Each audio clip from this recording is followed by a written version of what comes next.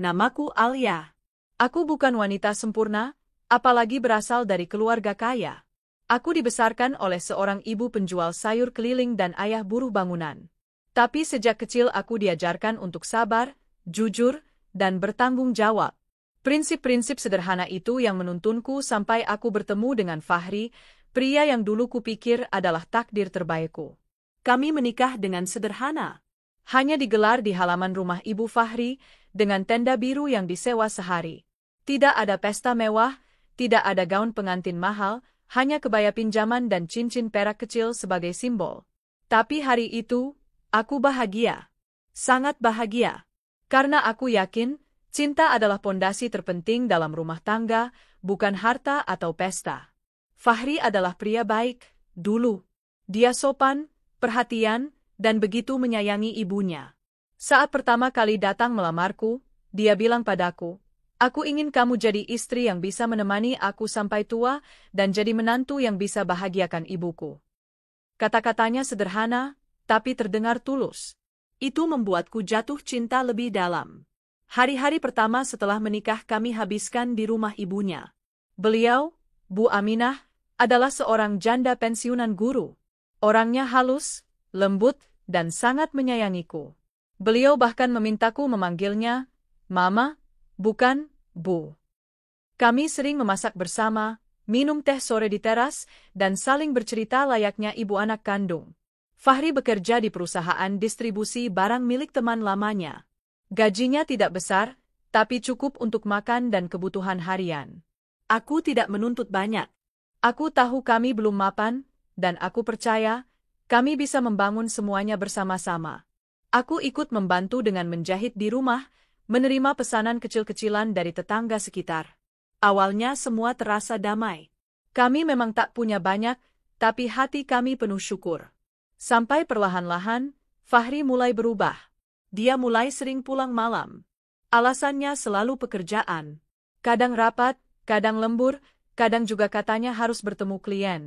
Awalnya aku percaya. Aku bahkan menyiapkan makanan hangat untuknya walau dia pulang larut. Tapi lama-lama aku mulai merasakan sesuatu yang aneh. Parfum di bajunya bukan aroma biasa. Aku tahu betul Fahri tidak pernah suka parfum mencolok. Tapi kini setiap dia pulang, aroma wanita yang kuat selalu menempel di bajunya. Kadang juga ada sisa bedak di kerah bajunya. Tapi setiap aku tanya, jawabannya selalu sama, itu cuma ketempelan di kantor. Aku mencoba menepis kecurigaan itu. Aku tidak mau menuduh tanpa bukti. Aku hanya berusaha menjadi istri yang baik. Aku pikir, mungkin ini cuma masa transisi dalam rumah tangga kami. Suatu hari, saat aku sedang membersihkan kamar, aku menemukan satu nota pembelian perhiasan di saku celana Fahri. Nama pembelinya jelas, Fahri. Tapi penerimanya bukan aku. Di sana tertulis, "Untuk Melia, terima kasih sudah membuatku bahagia." Tanganku gemetar. Melia? Siapa Melia? Aku tidak pernah mendengar nama itu disebut di rumah. Hatiku seperti diremas. Tapi aku tidak marah. Aku tidak langsung mengonfrontasi Fahri. Aku simpan bukti itu, dan malamnya aku hanya menatap wajahnya yang tertidur pulas. Aku ingin bertanya, ingin menjerit, ingin memukulnya, tapi aku tidak tahu bagaimana caranya. Aku hanya tahu satu hal, kalau aku pergi, siapa yang akan merawat Mama? Karena saat itu, Mama mulai sakit. Kesehatannya menurun drastis. Dia sering mengeluh pusing dan sulit bicara. Sampai suatu malam, dia terjatuh di kamar mandi, dan dokter menyatakan dia terkena stroke ringan. Hari-hariku berubah drastis sejak saat itu. Aku bangun lebih pagi untuk mengganti popok Mama, memberi makan lewat selang, memijat tubuhnya agar tak kaku. Aku menyiapkan bubur khusus, mengatur obatnya, dan kadang membacakan ayat-ayat Al-Quran di sampingnya agar beliau tenang. Fahri? Dia semakin jarang di rumah. Hanya sesekali datang, itu pun hanya untuk tidur. Bahkan ketika aku memintanya membelikan popok dan obat Mama, dia marah, katanya terlalu banyak tuntutan. Aku hanya diam, menyimpan semua luka di dada sendiri. Pernah suatu malam, Mama menggenggam tanganku lemah dan berkata dengan suara terbata, kamu anak baik. Maafkan Fahri kalau dia menyakitimu." Aku hanya tersenyum, menahan air mata, lalu mengecup dahinya. Mama nggak salah apa-apa. Mama sudah seperti ibu kandungku sendiri. Sejak Mama stroke, hubungan kami semakin erat. Aku tahu betapa hancurnya hatinya melihat anak semata wayangnya menjauh. Dia sering menangis dalam diam, dan aku tahu bukan hanya karena sakit di tubuhnya, tapi juga sakit di hatinya. Aku bertahan karena Mama. Bukan karena Fahri. Bukan karena cinta. Tapi karena aku merasa, aku tak bisa meninggalkan orang tua yang begitu menyayangiku di saat beliau paling membutuhkan. Tetangga mulai bergosip. Mereka bilang aku wanita bodoh. Katanya, suamiku berselingkuh terang-terangan, dan aku masih saja bertahan. Tapi aku tidak peduli. Bagiku, martabat bukan tentang membalas dengan amarah, tapi tentang menjaga tanggung jawab sampai akhir. Dan tanggung jawabku adalah merawat Mama, walaupun aku harus mengorbankan seluruh bahagiaku. Hingga pada satu malam, ketika aku selesai menyuapi Mama, ponselku bergetar. Sebuah pesan masuk dari nomor tak dikenal. Isinya hanya satu foto, undangan pernikahan Fahri dan Melia. Aku terpaku, menatap layar dengan mata berkaca-kaca. Dada sesak, jantungku berdegup keras. Pernikahan? Fahri akan menikah? Dengan Melia? Air mataku jatuh. Bukan karena cinta, tapi karena penghinaan yang begitu terang-terangan. Karena kezaliman yang seolah dianggap wajar. Karena pengkhianatan yang dilakukan tanpa rasa bersalah. Dan yang paling membuatku hancur, undangan itu dijadwalkan 3 hari lagi. Aku melihat Mama yang terbaring lemah. Ia tidak tahu bahwa anak kandungnya sedang mempersiapkan pernikahan dengan wanita lain, sementara dia masih hidup dan tak pernah ditengok. Aku memegang tangannya erat malam itu. Mama, semoga Allah membalas setiap air mata dan kesabaran ini.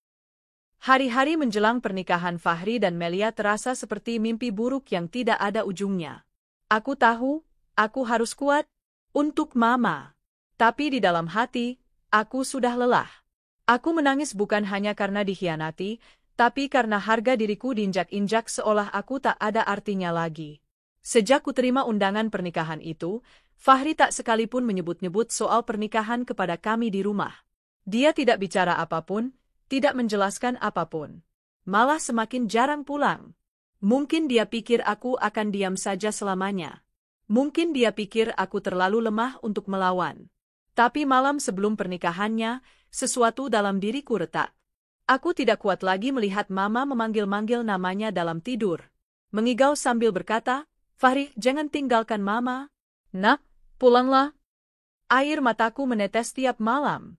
Aku berlutut di samping tempat tidur Mama, menggenggam tangannya yang kurus dan dingin. Aku nggak tahu kenapa dia bisa berubah sekejam itu. Tapi aku janji, aku akan tetap di sini. Aku nggak akan ninggalin Mama, bisikku lirih. Keesokan harinya adalah hari yang takkan pernah aku lupakan seumur hidupku. Hari di mana Fahri menikahi selingkuhannya dan hari yang menjadi akhir dari segalanya. Pagi itu, Mama terlihat sangat pucat. Nafasnya tersengal-sengal dan matanya seperti kehilangan cahaya. Aku segera memanggil dokter ke rumah. Setelah diperiksa, dokter hanya menggeleng pelan. Saya sarankan Bu Aminah dibawa ke rumah sakit segera. Tekanan darahnya drop. Ini bisa sangat berbahaya. Aku panik. Dengan cepat aku membungkus tubuh Mama dengan selimut dan memanggil ojek tetangga untuk membantuku membawa Mama ke klinik terdekat. Di tengah perjalanan, Mama memegang tanganku erat. Matanya mulai berkaca-kaca. "Alia, tolong sampaikan ke Fahri. Mama minta maaf. Mama gagal membesarkan dia." Aku tertegun. Aku ingin berkata, "Tidak, Mama sudah menjadi ibu terbaik." Tapi tangisku lebih dulu pecah. Aku memeluk Mama erat saat motor kami melewati jalan berlubang. Sesampainya di klinik, dokter langsung membawa Mama ke ruang tindakan. Aku duduk di luar ruangan, sendirian, tubuhku menggigil. Di waktu yang sama, suara petasan terdengar dari arah barat. Aku tahu, suara itu berasal dari pesta pernikahan Fahri dan Melia. Tepat di hari ini, detik demi detik berlalu seperti neraka. Hingga akhirnya, dokter keluar dengan wajah penuh duka. "Bu Alia, kami sudah berusaha, tapi Bu Aminah sudah pergi. Serangan stroke kedua ini terlalu berat untuk tubuhnya. Dunia runtuh di hadapanku. Aku terdiam. Tidak menjerit. Tidak menangis. Hanya mematung. Mama, wanita yang selama ini aku jaga dengan seluruh hatiku, pergi, tepat di hari anaknya menikah dengan wanita lain. Dan dia, bahkan tidak ada di sampingnya. Tanganku bergetar saat menyentuh wajah Mama yang sudah dingin. Aku mencium keningnya dengan pelan. Emma, akhirnya Mama bebas dari rasa sakit ini. Tapi aku yang masih di sini, Emma, aku yang hancur. Sambil menggigil, aku menelepon Fahri. Entah kekuatan dari mana yang membuatku menekan nomornya. Kupikir dia harus tahu. Minimal tahu. Meskipun aku tahu, mungkin dia tak akan peduli. Setelah beberapa kali nada sambung, dia mengangkat. Halo? Suaranya terdengar tergesa, riuh di belakangnya. Mungkin dia sedang bersiap di pelaminan. Aku menahan emosi. Fahri, Mama sudah meninggal. Sunyi. Tak ada jawaban dari seberang sana. Fahri, ulangku dengan suara yang nyaris pecah. Apa? Mama? Suaranya terdengar gemetar. Kapan? Tepat beberapa menit setelah kau mengikat janji dengan perempuan itu. Ya Allah, dia terdiam. Aku bisa mendengar langkah-langkah kacau, mungkin dia sedang menjauh dari kerumunan pesta. Tunggu aku, Alia. Aku akan ke sana sekarang. Tak perlu, potongku dingin. Kau sudah memilih tempatmu. Mama tak bisa menunggumu. Tapi satu hal yang harus kau tahu, dia pergi dengan membawa penyesalan karena punya anak sepertimu. Klik. Aku matikan panggilan itu. Aku tak ingin dia datang hanya untuk formalitas. Hanya untuk mencuci tangannya dari rasa bersalah yang ia timbulkan sendiri. Hari itu, aku mengurus jenazah Mama sendirian.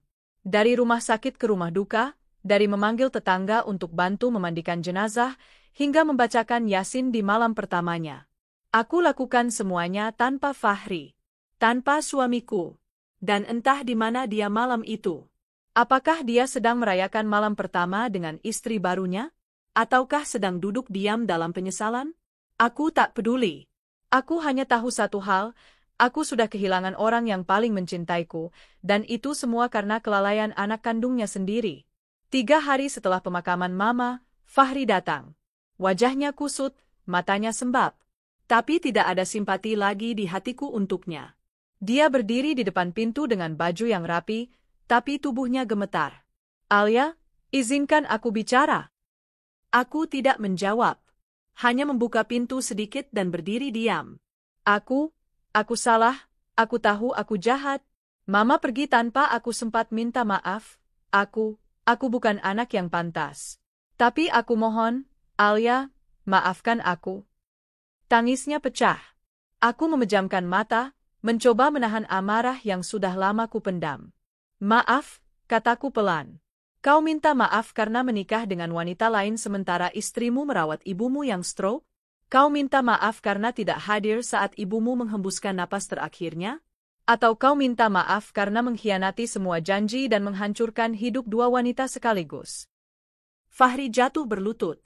Aku bodoh. Aku tergoda. Aku pikir aku butuh cinta yang baru.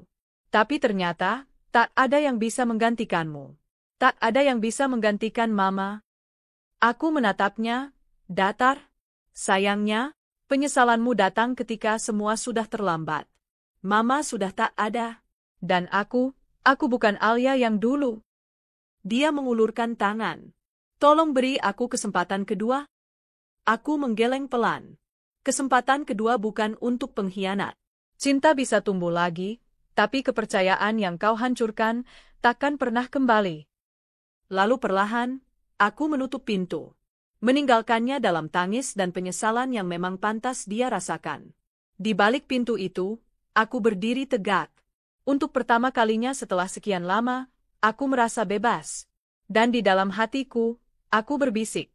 Terima kasih, Emma, telah mengajariku untuk tetap menjadi perempuan yang kuat meski harus menanggung luka sendirian. Sejak hari itu, rumah peninggalan Mama terasa lebih sunyi. Tak ada lagi suara batuk lemah Mama di pagi hari. Tak ada lagi bisikan doa dari kamarnya. Hanya aku, sendiri. Duduk di ruang tamu yang dingin, menatap langit-langit seolah berharap keajaiban datang menghapus semua kenangan pahit. Tapi aku tahu, aku tak boleh larut dalam kesedihan. Mama tak akan suka melihatku seperti ini. Alia harus kuat, itu pesan terakhirnya, saat ia masih bisa bicara dengan jelas. Setiap pagi, aku menyiram bunga di halaman, membersihkan rumah, dan membaca Yasin di kamar Mama. Perlahan, aku mencoba membangun kembali hidupku yang sempat runtuh. Tidak lagi untuk membuktikan sesuatu pada Fahri, tapi untuk diriku sendiri. Fahri masih beberapa kali mencoba menghubungiku. Kadang lewat pesan, kadang lewat telepon, bahkan pernah mengirimkan surat tangan yang dia titipkan ke tetangga. Tapi aku tidak pernah menjawabnya. Bagiku, dia sudah menjadi masa lalu. Dan aku tidak ingin membiarkan masa lalu yang menyakitkan itu kembali menyakiti hidupku. Namun rupanya hidup tidak berhenti memberiku ujian. Suatu siang, saat aku baru pulang dari pasar, aku melihat sebuah mobil mewah berhenti di depan rumah. Dari dalamnya turun seorang wanita yang tampak familiar. Rambut panjang tergerai, sepatu hak tinggi, dan aroma parfum mahal. Melia, perempuan itu kini berdiri di depan rumahku. Tidak bersama Fahri, tapi sendirian. Wajahnya terlihat gelisah, tidak seangkuh biasanya. Aku berdiri di halaman, membawa tas belanjaan. Kami saling menatap dalam diam. Lalu dia membuka suara. Alia, boleh kita bicara? Aku tidak menjawab. Aku melirik ke arah pintu. Lalu tanpa berkata-kata, aku masuk ke dalam dan membiarkannya mengikuti. Kami duduk berhadapan di ruang tamu. Meja kayu peninggalan Mama menjadi saksi dua perempuan yang pernah saling melukai, secara langsung dan tidak langsung. Melia meremas tangannya gelisah. Aku tahu aku bukan orang baik. Aku tahu aku salah telah menjadi orang ketiga dalam rumah tangga kalian. Aku tetap diam. Mataku tajam menatapnya, tapi aku tak ingin bicara sebelum mendengar semuanya. Aku pikir, Fahri benar-benar akan meninggalkanmu dan membangun hidup baru bersamaku. Tapi ternyata, sejak Mama kamu meninggal, dia berubah. Dia murung, mudah marah, dan sering menyebut-nyebut namamu. Nada suaranya getir. Dan yang paling menyakitkan, dia bahkan tak pernah menyebutku sebagai istri. Di hadapan orang lain, aku hanya teman. Aku mengerutkan dahi, tetapi tetap diam. Melia menunduk. Aku tahu kamu membenciku. Tapi aku datang ke sini bukan untuk minta maaf. Aku datang karena aku ingin kamu tahu bahwa laki-laki yang kita perebutkan itu tidak pantas untuk siapapun. Tidak untukmu, tidak untukku. Aku menatapnya lekat-lekat. Kau baru menyadarinya sekarang? Tanyaku pelan namun tajam. Dia tertawa kecil, getir. Iya. Mungkin karma sedang bekerja. Aku berdiri. Kalau kau sudah tahu, lalu untuk apa datang ke sini? Melia terdiam sesaat. Karena aku ingin mengakhiri semuanya. Aku akan pergi dari hidup Fahri. Aku tidak akan bertahan dengan pria yang bahkan tidak bisa menghormati istrinya sendiri. Tapi sebelum pergi, aku ingin minta satu hal dari kamu. Aku mengangkat alis, heran. Maafkan dirimu sendiri. Aku tercengang. Melia berdiri dan berjalan ke pintu. Kau perempuan kuat, Alia. Tapi kau juga manusia. Jangan biarkan luka yang mereka tinggalkan membusuk di hatimu. Kau berhak bahagia. Lalu dia pergi. Aku terduduk lama setelah itu. Kata-kata Melia berputar di kepalaku. Aku tidak menyangka, perempuan yang dulu merebut suamiku, kini datang dengan permintaan yang begitu dalam. Maafkan dirimu sendiri. Malamnya, aku berdiri di depan cermin. Menatap diriku sendiri yang terlihat berbeda. Ada lingkaran hitam di bawah mata. Wajahku lebih kurus, tapi sorot mataku lebih tajam. Bukan lagi Alia yang lemah dan mudah menangis. Dan entah bagaimana, malam itu aku menangis. Bukan karena Fahri. Bukan karena Melia. Tapi karena aku akhirnya mengizinkan diriku sendiri untuk merasa lelah. Aku mengizinkan diriku sendiri untuk bersedih. Dan setelah itu, aku bangkit. Hari-hari berlalu. Aku mulai membuka jasa menjahit di rumah. Dulu aku pernah kursus menjahit waktu SMA, dan ternyata masih cukup lihai. Tetangga-tetangga mulai berdatangan membawa pakaian untuk dirombak. Ada yang minta baju lebaran, seragam sekolah, bahkan baju pesta. Setiap lembar kain yang kujahit seolah merapikan hatiku yang pernah kusut. Lalu suatu hari, aku mendapat pesanan gaun pengantin dari seorang klien kaya di luar kota. Dia bilang, dia ingin desain yang sederhana tapi elegan. Dia mendengar kabar tentang kemampuanku dari temannya yang pernah menjahit seragam keluarganya di sini. Aku sempat terkejut. Aku menjahit gaun pengantin untuk orang lain, tapi aku menerimanya. Dengan sepenuh hati, aku menjahit gaun itu. Menjahit setiap helai benang seolah sedang menjahit ulang harga diriku yang pernah dicabik-cabik oleh pengkhianatan. Dan saat klienku itu datang untuk fitting, dia tersenyum bahagia. "Kamu luar biasa, Mbak Alia. Gaun ini sempurna." Aku hanya membalas dengan senyuman kecil. Tapi dalam hati, aku berkata, "Ya, akhirnya aku merasa sempurna. Dengan caraku sendiri." Suatu sore, saat aku baru selesai membereskan alat-alat jahitku, terdengar suara ketukan di pintu. Aku membukanya, dan di sana berdiri Fahri. Dia tampak lebih kurus, dan wajahnya tidak serapi dulu. Tapi yang paling berbeda adalah tatapan matanya, penuh penyesalan. "Alia, boleh aku bicara?" Aku menghela napas. Masih belum cukup. Aku sudah cerai dengan Melia. Aku mengangguk pelan. Aku sudah tahu. Aku kehilangan semuanya, Alia. Rumah, pekerjaan, dia pun pergi. Tapi yang paling menyakitkan, aku kehilangan Mama dan kamu. Ada jeda sejenak. Lalu dia lanjutkan, "Aku tidak datang untuk mengemis kembali padamu. Aku tahu aku sudah hancurkan semuanya. Tapi aku mohon, izinkan aku menebusnya. Aku ingin bantu urus rumah Mama. Aku ingin bantu di usaha jahitmu, atau apapun.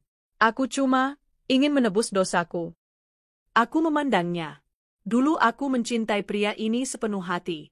Tapi kini yang kulihat hanya laki-laki yang hancur oleh keputusannya sendiri. Lalu aku berkata pelan tapi tegas, "Fahri, kau pernah mengajari aku satu hal penting. Jangan bergantung pada orang lain, bahkan pada suami sendiri.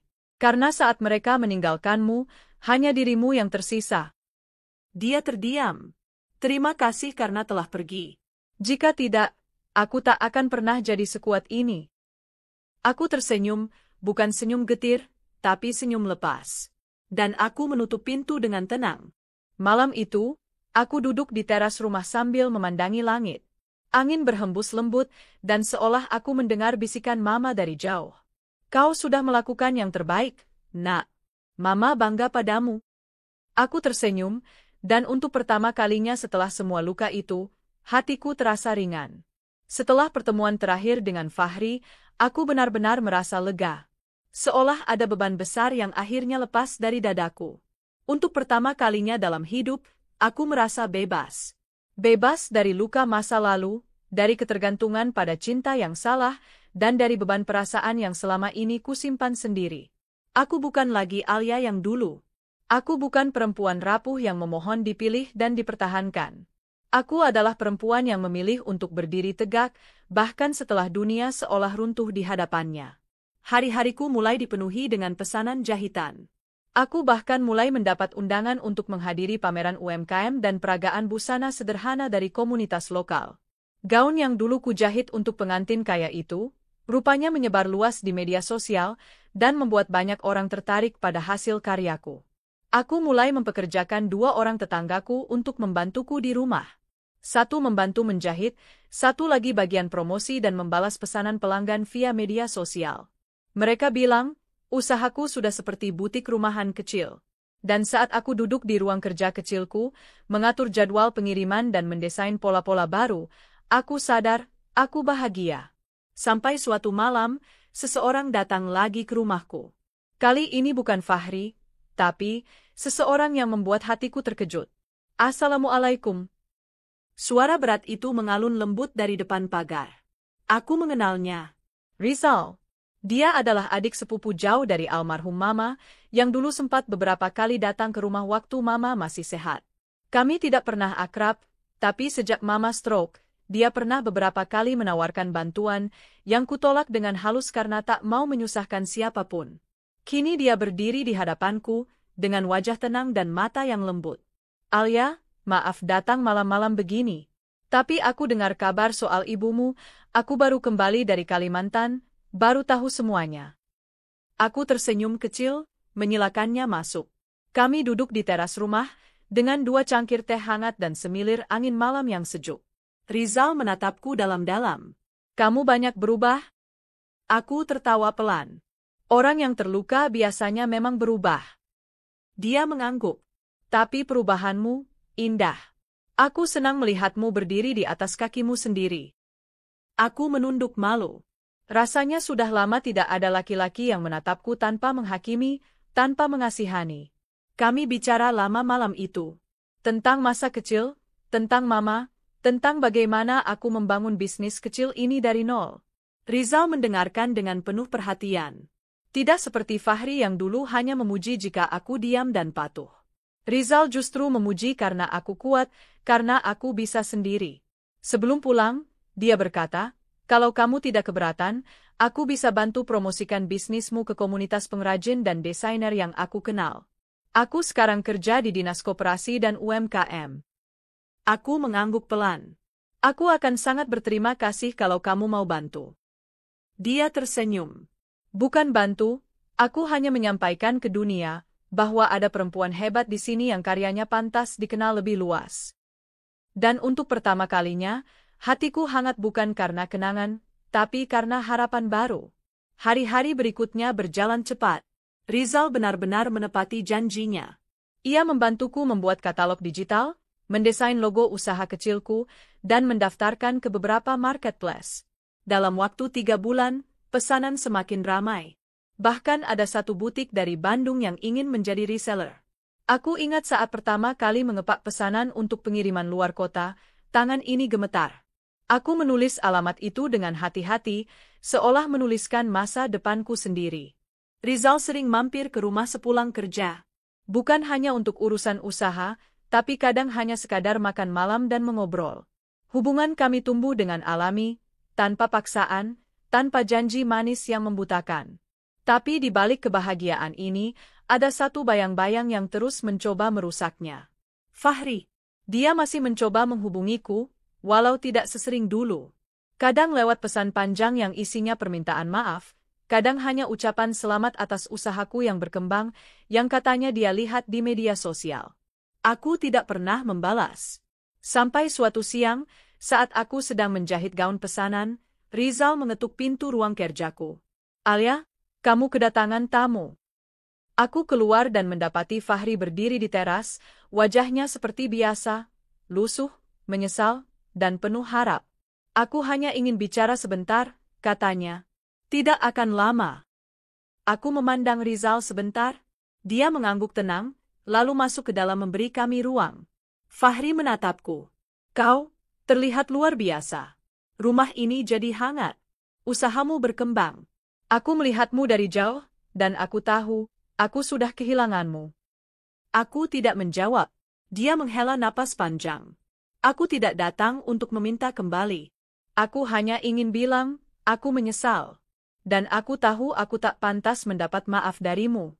Tapi setidaknya, beri aku kesempatan untuk melihatmu bahagia. Itu saja sudah cukup." Aku masih diam. Dulu aku pikir kamu hanya perempuan yang baik karena kamu penurut.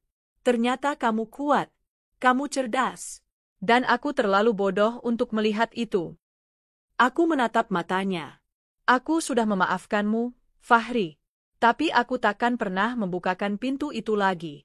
Bukan karena aku dendam. Tapi karena aku memilih mencintai diriku sendiri, lebih dari apapun yang kamu bisa tawarkan." Dia mengangguk pelan, dengan mata yang basah.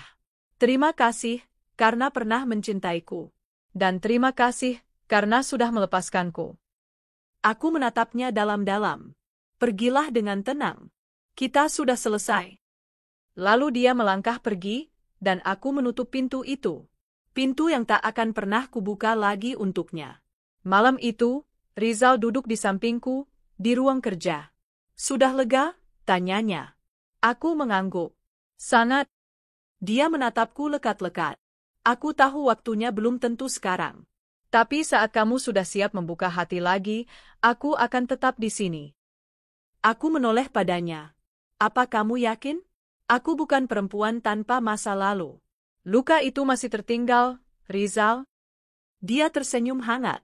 Justru karena itulah aku yakin.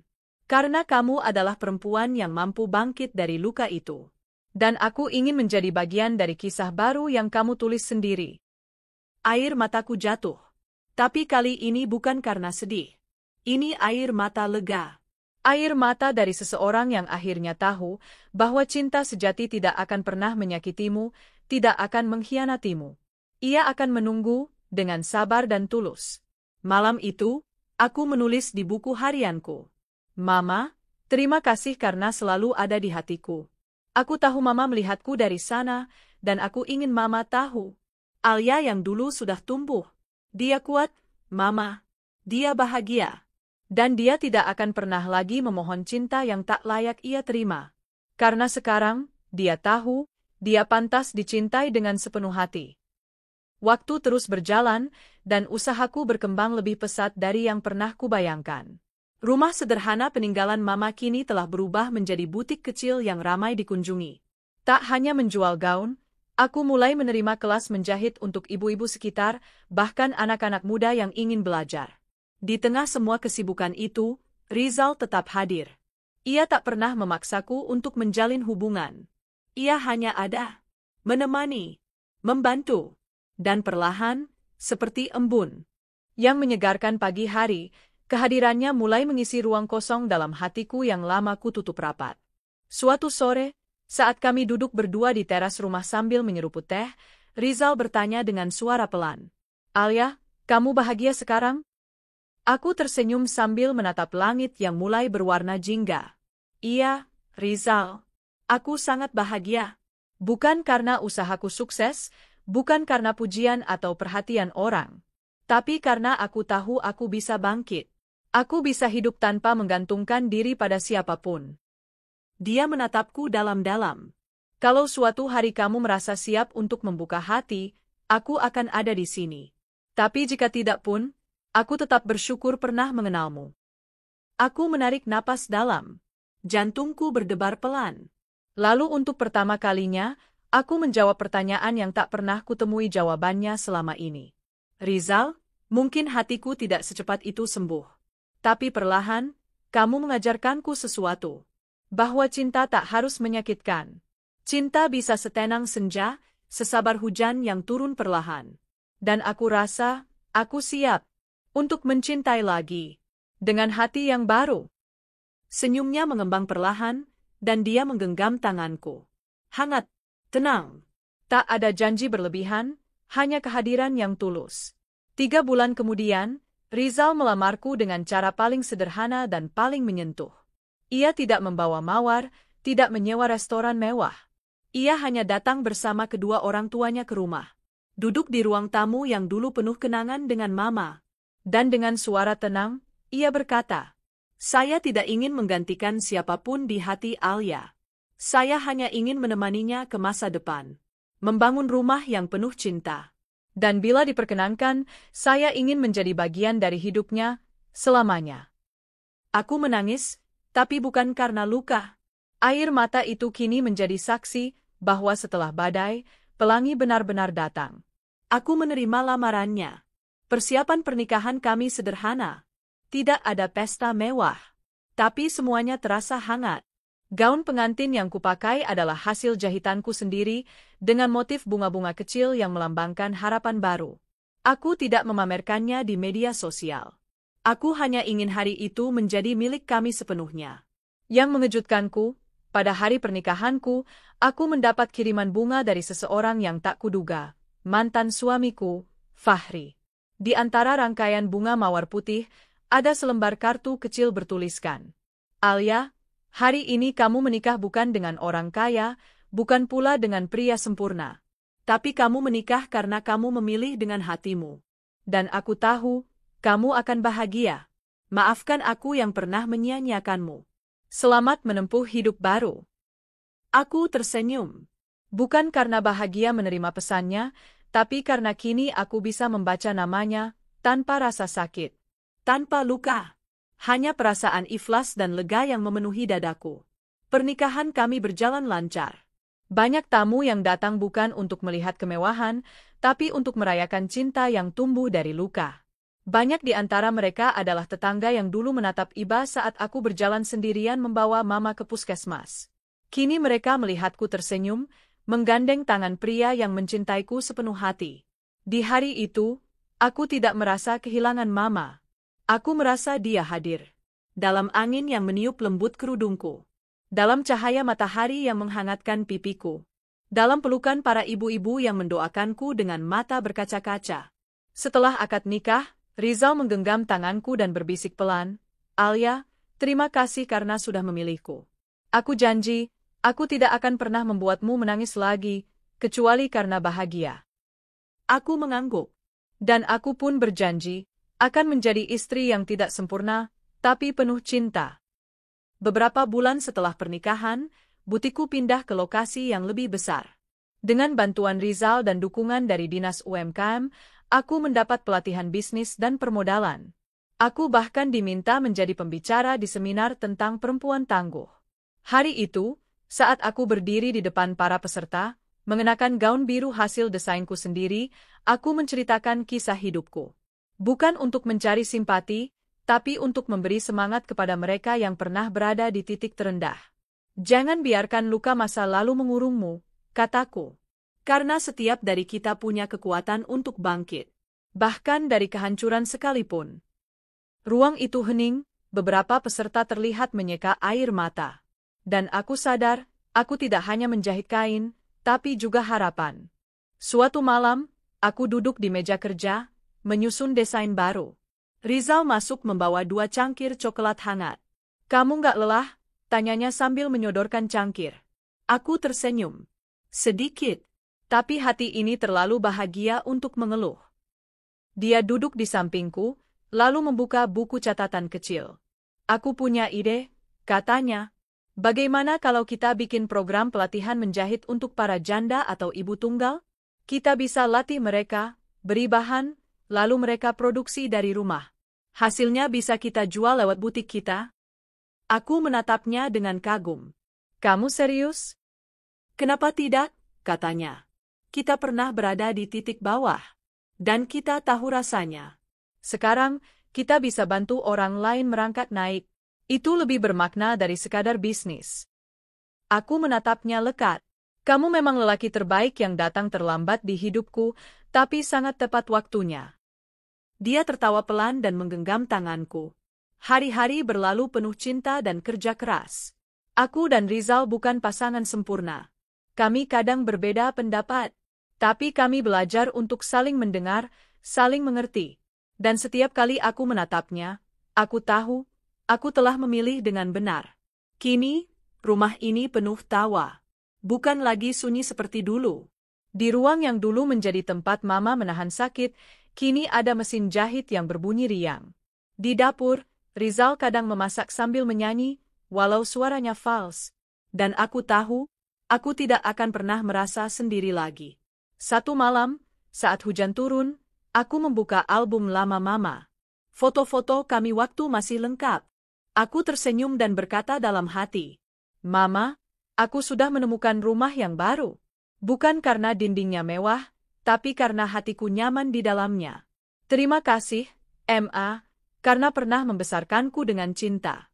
Kini, cinta itu tumbuh lagi. Bukan dari masa lalu, tapi dari masa depan yang kami bangun bersama. Aku menutup album itu, menyimpannya di lemari, lalu memeluk suamiku dari belakang. "Apa yang kamu pikirkan?" tanya Rizal lembut. Aku menjawab pelan, tentang betapa hidup ini bisa sangat kejam, tapi juga sangat indah. Dia mencium keningku. "Selama kamu ada di sisiku, aku siap menghadapi keduanya." Dan di sanalah aku. Bukan lagi perempuan yang ditinggalkan. Tapi perempuan yang menemukan dirinya sendiri dan memilih untuk bahagia. Dengan atau tanpa maaf dari masa lalu. 2 tahun telah berlalu sejak hari aku mengucap janji suci bersama Rizal. 2 tahun yang kujalani dengan syukur dan pelukan hangat setiap pagi. Dalam waktu sesingkat itu, hidupku berubah, Bukan menjadi cerita dongeng yang penuh kemewahan, tapi menjadi kisah nyata tentang seorang perempuan yang memilih untuk tetap berdiri meski dihancurkan. Butikku kini menjadi pusat pelatihan menjahit yang dikenal di kotaku. Aku menamai programnya Benang Harapan, karena aku tahu betul bagaimana satu helai benang bisa menjadi awal perubahan bagi seorang perempuan yang merasa tak lagi punya arah. Kami merekrut para janda muda, ibu-ibu tunggal, bahkan perempuan korban KDRT yang sebelumnya takut keluar rumah. Mereka datang dengan wajah murung, mata yang lelah, tapi aku melihat secercah cahaya di sana. Cahaya yang hanya butuh ruang dan waktu untuk kembali bersinar. Dan itu kutawarkan. Dengan tangan terbuka. Suatu siang, aku kedatangan tamu yang tak pernah kuduga. Seorang perempuan dengan penampilan lusuh, wajahnya tampak lelah, dan langkahnya ragu-ragu memasuki butikku. "Alia, ini kamu," suara itu lirih, nyaris tidak bisa dikenali. Tapi saat aku menatap matanya, aku tertegun. "Rani, selingkuhan mantan suamiku. Wanita yang dulu begitu percaya diri merebut Fahri dariku. Wanita yang berdiri di sampingnya saat mama meninggal dan aku ditinggal sendiri. Kini ia berdiri di hadapanku, seperti bayangan masa lalu yang pudar. Apa yang kamu lakukan di sini?" Tanyaku, bukan dengan nada marah, tapi jujur dengan rasa ingin tahu. Air matanya mulai menetes. Aku hanya ingin minta tolong." Katanya, hidupnya kini hancur. Fahri menceraikannya setahun setelah pernikahan mereka. Ternyata kehidupan yang ia impikan bersama Fahri tak seindah ekspektasinya. Setelah bangkrut dan terjerat utang, Fahri meninggalkannya tanpa kabar. "Selama ini aku hidup dengan penuh penyesalan, Alia," katanya sambil terisak. "Aku tahu aku tak pantas minta maaf, tapi aku benar-benar minta maaf. Aku tidak punya siapa-siapa lagi." Aku menatapnya lama. Dalam hati, gejolak emosiku mengaduk. Aku teringat wajah mama yang sakit di ranjang, malam-malam saat aku menangis sendirian, dan hari itu, hari di mana aku tahu suamiku menikah dengan perempuan ini. Tapi di hadapanku kini bukan Rani yang dulu. Bukan perempuan yang sombong dan bangga merebut. Ia kini perempuan yang patah. Dan aku, setelah melalui semua luka dan sembuh, tahu bagaimana rasanya berada di titik itu. Tanpa berkata apa-apa, aku berdiri. Lalu berjalan ke belakang butik dan mengambil formulir pelatihan, Benang Harapan. Aku serahkan formulir itu padanya. "Isi ini. Kalau kamu benar-benar ingin bangkit, kamu punya tempat di sini." Matanya membelalak. Kamu gak benci sama aku?" Aku tersenyum tipis. Aku sudah terlalu sibuk mencintai diriku sendiri untuk menyimpan kebencian, Rani. Seminggu kemudian, Rani resmi bergabung di pelatihan. Awalnya, banyak ibu-ibu peserta lain yang memprotes kehadirannya setelah tahu siapa dia. Tapi aku berdiri di depan kelas dan berkata, "Kita semua pernah jatuh. Tapi bukan itu yang harus kita ingat. Yang penting adalah siapa yang memilih untuk bangkit." Hari itu, semua diam. Dan Rani mulai menjahit dengan sungguh-sungguh. Perlahan, aku melihat cahaya di matanya kembali hidup. Bukan cahaya kebanggaan seperti dulu, tapi cahaya harapan yang baru dan tulus. Malamnya, Rizal pulang dan melihatku duduk termenung di ruang kerja. "Kamu kelihatan letih," katanya sambil duduk di sebelahku. Aku tersenyum. "Bukan letih. Hanya sedang merenung." Aku menceritakan tentang kedatangan Rani, tentang perasaan yang sempat muncul, tentang ketegangan antara masa lalu dan masa kini. Rizal mendengarkan tanpa menyela, lalu menatapku lembut. "Kamu tahu, Alia, kamu bukan cuma wanita yang hebat. Kamu adalah wanita yang memutus rantai dendam. Dan itu, luar biasa." Aku tersenyum pelan. Aku tidak ingin membalas. Aku hanya ingin menunjukkan bahwa aku tak lagi terluka. Dia mengangguk dan menggenggam tanganku. "Dan kamu berhasil." Beberapa bulan kemudian, aku diundang untuk menjadi pembicara utama dalam acara Perempuan Tangguh Indonesia yang diselenggarakan oleh kementerian. Saat aku berdiri di panggung dan melihat ratusan wajah perempuan di hadapanku, aku tahu satu hal, semua yang pernah menyakitiku telah membentukku menjadi seperti hari ini. Aku memulai pidatoku dengan kalimat, "Saya pernah kehilangan segalanya. Kehilangan cinta, kehilangan orang tua, bahkan kehilangan harga diri. Tapi hari ini, saya berdiri di sini karena saya tidak menyerah. Dan karena saya percaya, perempuan bisa memilih untuk menjadi korban atau menjadi pemenang. Sorak-sorai dan tepuk tangan menggema. Aku tahu, bukan karena aku hebat, tapi karena mereka melihat dirinya dalam kisahku. Dan itu cukup. Cukup untuk memberi mereka kekuatan melangkah. Di sisi lain kota, aku mendengar kabar bahwa Fahri kini hidup dalam kesulitan. Ia sempat mencoba membangun usaha, tapi gagal. Beberapa teman lama mengabarkan bahwa ia kini hanya bekerja serabutan. Satu hari, tanpa sengaja, aku melihatnya berdiri di depan butikku. Kurus, tampak lelah, dan matanya memandangi namaku yang tertera di papan besar butik. Alia, Benang Harapan. Ia tak masuk. Hanya berdiri. Lalu setelah beberapa menit, pergi begitu saja. Aku tidak mengejarnya. Karena kali ini, aku tidak lagi merasa perlu mendapatkan penjelasan. Aku sudah selesai dengan masa laluku. Aku sudah berdamai. Dan itu lebih dari cukup. Di malam ulang tahun pernikahan kami yang kedua, Rizal membawaku ke tempat favorit kami, sebuah taman kecil di pinggir danau. Ia menggelar tikar dan menghidangkan makanan yang ia masak sendiri. Aku tertawa melihat bentuk nasi goreng yang terlalu asin. Kamu nggak berbakat masak, tapi tetap romantis, godaku. Dia tertawa. Yang penting niatnya. Saat malam semakin larut, ia memberiku kotak kecil. Aku buka perlahan. Isinya bukan perhiasan, tapi sebuah bros mungil berbentuk benang yang melingkar, dan di ujungnya ada tulisan kecil. Kita jahit bahagia, benang demi benang. Aku menatapnya dengan mata berkaca-kaca. Ini, indah sekali. Dia tersenyum dan berkata, Alia, terima kasih karena kamu memilihku. Karena kamu membangun rumah bersamaku. Aku tahu, kamu tak pernah mudah mempercayai cinta setelah disakiti. Tapi kamu tetap percaya. Dan itu, mahkota terindah bagiku. Air mataku jatuh. Bukan karena sedih. Tapi karena penuh rasa syukur. Aku juga terima kasih, Rizal, karena kamu tidak pernah melihatku sebagai perempuan yang hancur, tapi perempuan yang layak dicintai. Kami duduk berdua dalam keheningan malam. Angin berhembus pelan, membawa aroma rumput dan air danau yang tenang. Dan aku tahu, inilah mahkota kebahagiaanku. Bukan dari mawar mahal. Bukan dari janji-janji manis. Tapi dari keberanianku untuk memilih, mencintai diriku sendiri, dan memaafkan dunia, tanpa pernah melupakan pelajarannya. Waktu terus berjalan, seolah ingin membuktikan bahwa luka yang terdalam pun bisa sembuh, asalkan kita bersedia membuka jendela hati, membiarkan cahaya masuk, dan pelan-pelan menyapu debu masa lalu. Hari itu, butikku merayakan hari jadi ketiga.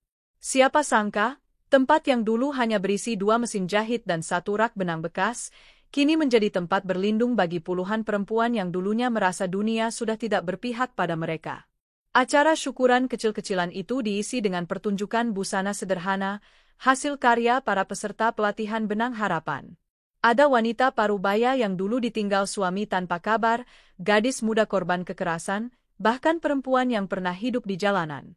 Semua kini tampil percaya diri, berjalan di atas karpet merah buatan kami sendiri dari kain perca yang dijahit bersama. Aku duduk di barisan depan bersama Rizal, menatap satu persatu perempuan itu dengan mata berkaca. Setiap langkah mereka adalah cerita. Setiap senyuman mereka adalah perlawanan terhadap penderitaan yang pernah menindas mereka. Setelah pertunjukan selesai, aku dipanggil ke panggung. MC menyebut namaku sambil memanggilku. Pendiri Benang Harapan, perempuan kuat yang menjahit hidupnya kembali dari serpihan paling dalam, Alia. Tepuk tangan menggema, tapi aku tetap tenang. Bukan karena tak terharu, tapi karena aku tahu, ini bukan tentangku. Ini tentang semua perempuan yang tak menyerah. Aku menggenggam mikrofon dan memulai pidatoku. Dulu, aku pernah merasa hidup tak adil. Aku merawat seorang ibu yang lumpuh sendirian, sementara suamiku justru memilih wanita lain. Di hari aku kehilangan ibuku, dia justru menikah dengan selingkuhannya. Aku hancur, sendirian, dan tak tahu harus mulai dari mana. Tapi hari ini aku berdiri di sini. Bukan karena aku hebat, tapi karena aku memilih untuk tidak menjadi korban selamanya. Aku tahu rasanya dilukai. Tapi aku juga tahu, luka itu bisa menjadi pintu bagi cahaya masuk. Dan hari ini, aku ingin berkata kepada kalian semua. Jika kalian pernah merasa tidak berarti, jika kalian pernah diabaikan, diremehkan, atau ditinggalkan, ketahuilah, kalian berharga. Benang harapan bukan hanya milikku. Ini milik kita semua.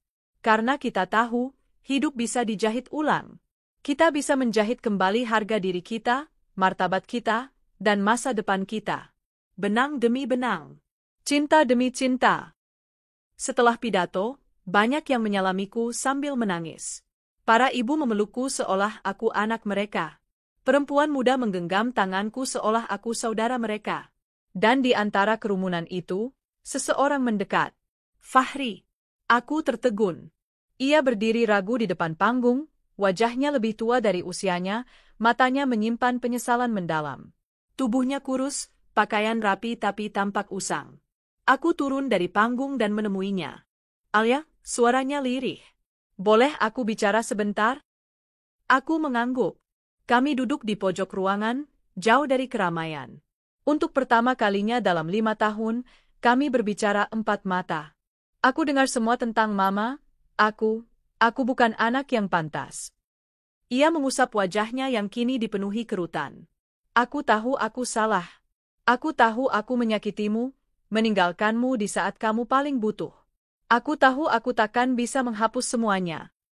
Aku diam. Menatap wajah lelaki yang pernah menjadi dunianya, kini hanya bagian dari masa lalu. Tapi aku minta satu hal, Alia. Maafkan aku. Bukan karena aku pantas dimaafkan, tapi karena aku ingin kamu benar-benar bebas. Aku ingin rasa bersalahku tidak lagi membebanimu. Aku menarik napas panjang. Hatiku tak lagi bergetar seperti dulu. Luka itu sudah tidak basah. Hanya bekas yang mengajarkanku banyak hal. Aku sudah memaafkanmu, Fahri, sejak lama. Tapi bukan karena kamu minta maaf. Tapi karena aku tak mau hidup dalam kemarahan. Ia menunduk, menahan air mata. Terima kasih. Tapi, lanjutku dengan tegas, maaf bukan berarti aku ingin mengulang apapun. Aku bahagia dengan hidupku sekarang. Dan kamu harus bertanggung jawab pada hidupmu sendiri. Fahri mengangguk. Aku mengerti. Dan seperti angin berlalu, ia pun pergi. Tanpa drama. Tanpa kata manis. Hanya sepotong masa lalu yang kini benar-benar kutinggalkan. Malamnya, aku dan Rizal duduk di balkon rumah kami. Ia menggenggam tanganku sambil menatap bintang. Kamu hebat hari ini, katanya. Aku tersenyum. Biasa saja? Enggak, kamu luar biasa. Kamu bukan cuma mengubah hidupmu, tapi hidup banyak orang. Aku bersandar di bahunya. Kamu tahu, dulu aku pikir bahagiaku hanya jika aku bisa balas dendam. Tapi ternyata, membangun sesuatu dari luka, itu jauh lebih membahagiakan. Ia mengecup keningku. Aku bersyukur kamu memilih jalan itu. 2 minggu setelah acara, aku dihubungi oleh dinas sosial. Mereka ingin bekerja sama memperluas program pelatihan benang harapan ke beberapa kota kecil di sekitarnya. Aku diundang untuk menjadi mentor bagi para relawan di kota-kota itu. Dan disinilah aku sekarang. Duduk di sebuah balai desa kecil, mengajari ibu-ibu yang bahkan belum pernah menyentuh mesin jahit sebelumnya. Tapi aku melihat semangat yang sama di mata mereka, ingin berubah. Salah satu ibu menghampiriku dan berkata, aku nggak tahu apa yang kamu alami dulu, Bu Alia. Tapi aku yakin, kamu disakiti karena Tuhan tahu kamu bisa mengubah itu jadi kekuatan. Terima kasih sudah membuktikan kami juga bisa bangkit. Aku memeluknya. Dan saat air mata menetes, aku tahu satu hal pasti. Aku tidak ingin hidup yang sempurna. Aku hanya ingin hidup yang bermakna. Hari ini, lukaku bukan lagi bagian yang kututupi. Ia adalah lencana keberanian yang kupakai dengan bangga. Karena dari luka itu, aku membangun jembatan bagi banyak perempuan lain. Aku tidak punya gelar tinggi, tidak punya warisan. Tapi aku punya keberanian. Dan keberanian itulah yang menjadi warisan untuk anak-anakku nanti. Aku tak menyesal pernah disakiti. Karena dari sanalah aku menemukan diriku yang sesungguhnya. Kini, setiap kali seseorang bertanya siapa aku Aku menjawab dengan tenang. Aku adalah perempuan yang pernah dihancurkan oleh orang yang kucintai. Tapi aku memilih membangun diri kembali dan memberi cahaya bagi mereka yang tersesat dalam gelap. Aku bukan perempuan sempurna. Tapi aku adalah perempuan yang tidak hancur meski dijatuhkan. Dan itu lebih dari cukup.